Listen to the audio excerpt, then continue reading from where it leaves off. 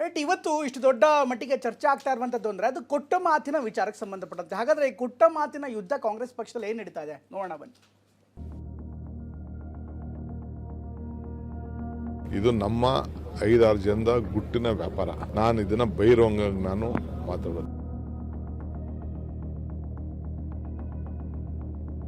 ಕೊಟ್ಟ ಮಾತು ಉಳಿಸಿಕೊಳ್ಳೋದು ವಿಶ್ವದಲ್ಲೇ ದೊಡ್ಡ ಪವರ್ ಎಂದ DK. World power is world power ಅಂತ. ಈಗೇನೊಂದು ಮಾತು ಕೊಡ್ತೇವೆ, ಮಾತು ಉಳಿಸ್ಕೊಳ್ತೀವಿ, ಮಾತು ಆಡ್ತೀವಿ, ಅದೇ ವಿಶ್ವದಲ್ಲೇ ಒಂದು ಪವರ್ ಅದು. ಅವರು ಹಿರಿಯ ನಾಯಕರಿದ್ದಾರೆ, ಅವ್ರು ಯಾವತ್ತೂ ಕೂಡ ಕೊಟ್ಟ ಮಾತನ್ನ ತಪ್ಪುವಂತವ್ರಲ್ಲ. ಆಯ್ತಪ್ಪ, ಕೊಟ್ಟಿದ್ರೆ ತಗೊಂಡಿದ್ರೆ ಅದೆಲ್ಲ ಅಲ್ಲಿ ತೀರ್ಮಾನ ಆಗ್ತದಲ್ಲ. ಈಗ ನನಗೆ ಗೊತ್ತಿಲ್ಲ, ಅದು ಯಾರು 6 ಜನ ಇದಾರೆ ಅವ್ರಿಗೆ ಗೊತ್ತು. ಅದ್ರ ಬಗ್ಗೆ ನನಗೇನು ಕಲ್ಪನೆನೂ ಇಲ್ಲ, ನನಗೇನು ಗೊತ್ತಿಲ್ಲ. ಕೊಟ್ಟ ಮಾತಂತಾನೆ ನಡೀತಾರೆ. ಈಗಲೂ ಮಾತು ತಪ್ಪಲ್ಲ.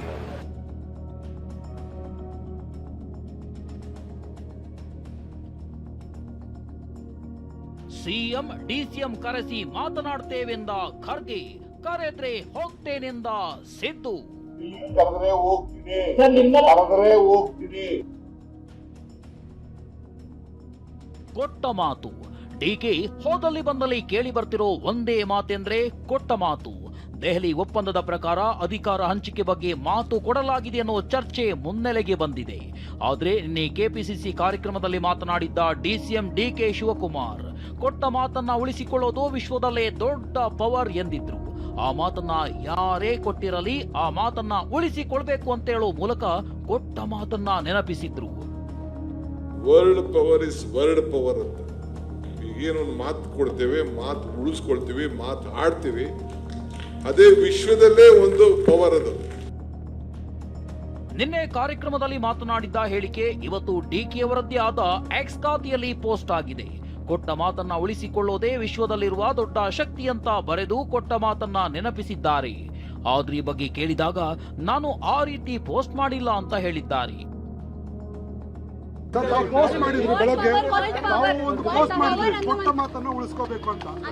ನಾನೇನು ಪೋಸ್ಟ್ ಮಾಡಿಲ್ಲ.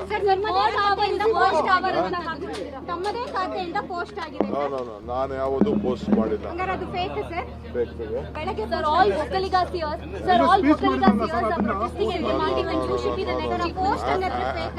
have not posted anything. I have not posted anything. ಕೊಟ್ಟ ಮಾತು ವಿಚಾರ ಯಾವುದು ನಾನು ಮಾತಾಡಕ್ ಹೋಗಿಲ್ಲ. I have not posted anything. ಈ ಬಗ್ಗೆ ಪ್ರತಿಕ್ರಿಯೆ ನೀಡಿದ ಸಿಎಂ ಸಿದ್ದರಾಮಯ್ಯ ಪುತ್ರ ಯತೀಂದ್ರ ಹೈಕಮಾಂಡ್ಗೆ ಕೊಟ್ಟ ಮಾತಿನಂತೆ ನಡೆದುಕೊಳ್ತಾರೆ ಎಂದ್ರು. ಕೊಟ್ಟ ಮಾತಂತಾನೆ ನಡೀತಾರೆ. ಹೈಕಮಾಂಡ್ಗೆ ಏನ್ ಮಾತು ಕೊಟ್ಟಿದ್ದಾರೆ ಅದೇ ಪ್ರಕಾರ ನಡ್ಕೊಳ್ತಾರೆ. ಯಾರೇ ಆಗ್ಲಿ, ನನಗೆ ಗೊತ್ತಿಲ್ಲ, ಅದು ಅವ್ರನ್ನ ಕೇಳಿ. ಮಾತು ಕೊಟ್ಟಿದ್ರೆ ಅಲ್ಲಿ ತೀರ್ಮಾನ ಆಗುತ್ತೆ ಅಂತ ಮಾಜಿ ಸಚಿವ ರಾಜಣ್ಣ ಹೇಳಿದ್ದಾರೆ. ಆಯ್ತಪ್ಪ, ಕೊಟ್ಟಿದ್ರೆ ತಗೊಂಡಿದ್ರೆ ಅದೆಲ್ಲ ಅಲ್ಲಿ ತೀರ್ಮಾನ ಆಗ್ತದಲ್ಲ. ಈಗ ಎಲ್ಲಿ ಡೆಲ್ಲಿ ಅವರು ಕರೆದ್ರೆ ಯಾರೇನ್ ಮಾತು ಕೊಟ್ಟಿದ್ರು, ಯಾರೇನ್ ನಡ್ಕೊಂಡಿದ್ದಾರೆ ಮಾತಿನಂತೆ, ಯಾರು ನಡೆದಿಲ್ಲ, ಇವೆಲ್ಲ ಚರ್ಚೆ ಅಲ್ಲಿ ಆಗ್ತದೆ, ಅಲ್ಲಿ ತೀರ್ಮಾನ ಆಗ್ತದೆ. ಅಂತಿಮವಾಗಿ ಹೈಕಮಾಂಡ್ ಏನ್ ತೀರ್ಮಾನ ಮಾಡ್ತಾರೆ ಮಾಡಿ. ಕೊಟ್ಟ ಮಾತಿನ ಬಗ್ಗೆ ಸಚಿವರಾದ ಚಲುವರಾಯಸ್ವಾಮಿ, ಶಿವಾನಂದ ಪಾಟೀಲ್ ಹಾಗೂ ಲಕ್ಷ್ಮೀ ಹೆಬ್ಬಾಳ್ಕರ್ ಪ್ರತಿಕ್ರಿಯೆ ನೀಡಿದ್ದಾರೆ. ಪದೇ ಪದೇ ಒಂದು ಟ್ವೀಟ್ ಮಾಡಿದ್ದಾರೆ, ಇವತ್ತು ಕೂಡ ಕೊಟ್ಟ ಮಾತಿನಂತೆ ನಡೀಬೇಕು ಅಂತ. ಸ್ಪೀಚಲ್ಲಿ ಕೂಡ ಅದೇ ವಿಚಾರ ಹೇಳಿದ್ದಾರೆ. ಏನಾದರೂ ಮಾತು ಕೊಡಲಾಗಿದೆಯಾ? ನನಗೆ ಗೊತ್ತಿಲ್ಲ. ಅದು ಮಾತು ಕೊಟ್ಟಿರೋದು, ತೀರ್ಮಾನ ಮಾಡಿರೋದು ಏನಿದ್ರು ರಾಜ್ಯದಲ್ಲಿ ನಮ್ಮಿಬ್ಬರು ನಾಯಕರು, ರಾಷ್ಟ್ರದಲ್ಲಿ 6 ನಾಯಕರು, ಅದರ ಮಧ್ಯದಲ್ಲೇ ತೀರ್ಮಾನ. ನೋಡಿ, ಅವ್ರು ಇನ್ನೊಂದು ಕೊಟ್ಟಿದ್ದಾರೆ, 6 ಮಂದಿ ನಮಗೆ ಗೊತ್ತಿದೆ, 7ನೇದವ್ರಿಗೆ ಯಾರಿಗೆ ಗೊತ್ತಿಲ್ಲ ಅಂತೇಳಿ. ಮತ್ತು ನನಗೆ ಹಂಗೆ ಅದ್ರ ಬಗ್ಗೆ ರಿಯಾಕ್ಟ್ ಮಾಡೋಕ್ಕಾಗಲ್ಲ. 6 ಜನರಲ್ಲಿ ನೀವು ಒಬ್ಬರು ಆಗಿರ್ಬೋದಲ್ಲ ಸರ್? ನಾನು ಇಲ್ಲಲ್ಲ. ಅಲ್ಲ, ಹಂಗಂದ್ರೆ ಪರಮೇಶ್ವರ್ ಅವರು, ಜಾರಕಿಹೊಳಿ ಅವರು, ಅದು ಯಾರು 6 ಜನ ಇದ್ದಾರೆ ಅವ್ರಿಗೆ ಗೊತ್ತು.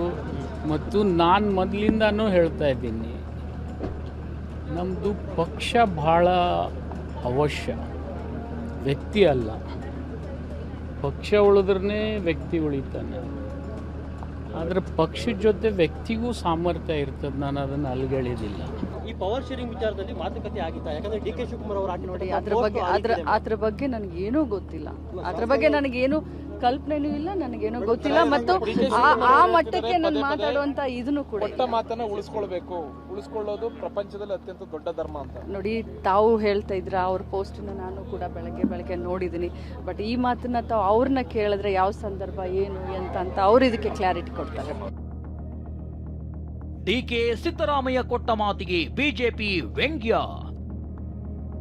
ಇತ್ತ ಸಿಎಂ ಸಿದ್ದರಾಮಯ್ಯ ಹಾಗೂ ಡಿಕೆ ಶಿವಕುಮಾರ್ ನಡುವಿನ ಕೊಟ್ಟ ಮಾತಿನ ಸಮರಕ್ಕೆ ಬಿಜೆಪಿ ವ್ಯಂಗ್ಯವಾಡಿದೆ. ಡಿಕೆ ಶಿವಕುಮಾರ್ ತಮ್ಮ ಪೋಸ್ಟ್ ಅನ್ನ ಸಿಎಂ ಸಿದ್ದರಾಮಯ್ಯಗೆ ಟ್ಯಾಗ್ ಮಾಡಲು ಮರೆತಿದ್ದಾರೆ ಅಂತ ಟ್ವೀಟ್ ಮಾಡಿದ್ದಾರೆ.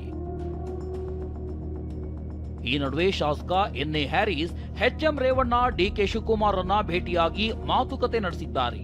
ಇತ್ತ ವಿಧಾನಸೌಧದಲ್ಲಿ ಸಚಿವ ರಾಮಲಿಂಗಾರೆಡ್ಡಿಯನ್ನ ಭೇಟಿ ಮಾಡಿದ ಮಾಜಿ ಸಂಸದ ಡಿಕೆ ಸುರೇಶ್ ಕೆಲ ಕಾಲ ಮಾತುಕತೆ ನಡೆಸಿದ್ರು. ಇನ್ನು ಎರಡೂ ಬಣ ತಮ್ಮದೇ ಆದ ವಾದ ಮಂಡಿಸುತ್ತಿದ್ದು ಅದೇನು ಅಂತ ತೋರಿಸ್ತೀವಿ ನೋಡಿ. ಅಧಿಕಾರ ಹಂಚಿಕೆ ವಿಚಾರವಾಗಿ ಮಾತು ಕೊಡಲಾಗಿದೆ ಅಂತ ಡಿಕೆ ಬಣ ಹೇಳ್ತಿದ್ರೆ, ಅಧಿಕಾರ ಹಂಚಿಕೆ ಕುರಿತು ಯಾವುದೇ ಮಾತು ಭರವಸೆ ಕೊಟ್ಟಿಲ್ಲ ಅಂತ ಸಿಎಂ ಬಣ ಹೇಳ್ತಿದೆ. ಮಲ್ಲಿಕಾರ್ಜುನ ಖರ್ಗೆ, ಸುರ್ಜೇವಾಲಾ, ವೇಣುಗೋಪಾಲ್ ಮಾತು ಕೊಟ್ಟಿದ್ದಾರೆ ಅಂತ ಡಿಕೆ ಬಣ ಹೇಳ್ತಿದ್ರೆ, ರಾಹುಲ್ ಗಾಂಧಿ ಸಮ್ಮುಖದಲ್ಲೂ ಯಾವುದೇ ಮಾತುಕತೆ ಆಗಿಲ್ಲ ಅಂತ ಸಿಎಂ ಬಣದ ನಾಯಕರು ಹೇಳ್ತಿದ್ದಾರೆ. ಡಿಕೆ ಕೆಪಿಸಿಸಿ ಅಧ್ಯಕ್ಷ ಆದ ಸಮಯದಲ್ಲಿ ಸರ್ಕಾರ ಅಧಿಕಾರಕ್ಕೆ ಬಂದಿದೆಯೋ ವಾದಕ್ಕೆ ಸಿಎಲ್ಪಿ ಸಭೆಯಲ್ಲಿ ಅಧಿಕೃತವಾಗಿ ಸಿಎಂ ಆಯ್ಕೆ ಮಾಡಲಾಗಿದೆ ಅನ್ನೋ ತಿರುಗೇಟನ್ನ ಸಿಎಂ ಬಳಗದವರು ಕೊಡ್ತಿದ್ದಾರೆ.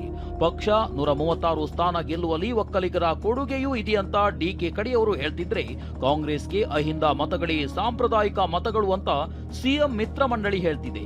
ಕಾಂಗ್ರೆಸ್ನ ಮೂಲ ಕಾರ್ಯಕರ್ತರಿಗೆ ಮನ್ನಣೆ ಸಿಗಲಿ ಅಂತ ಡಿಕೆ ಆಪ್ತರು ದಾಳ ಉರುಳಿಸುತ್ತಿದ್ದಾರೆ. ಇತ್ತ ಬದಲಾವಣೆಗೆ ಯಾವುದೇ ಸಕಾರಣವೇ ಇಲ್ಲ ಅಂತ ಸಿಎಂ ಆಪ್ತರು ಪ್ರತಿದಾಳ ಉರುಳಿಸುತ್ತಿದ್ದಾರೆ. ಇಷ್ಟೆಲ್ಲ ರಾಜಕೀಯದ ಕಿತ್ತಾಟದ ನಡುವೆ ಡಿಕೆ ಶಿವಕುಮಾರ್ ಪರ ರಾಜ್ಯದಲ್ಲಿ ಪೂಜೆ ಜೋರಾಗಿ ನಡೀತಿದೆ.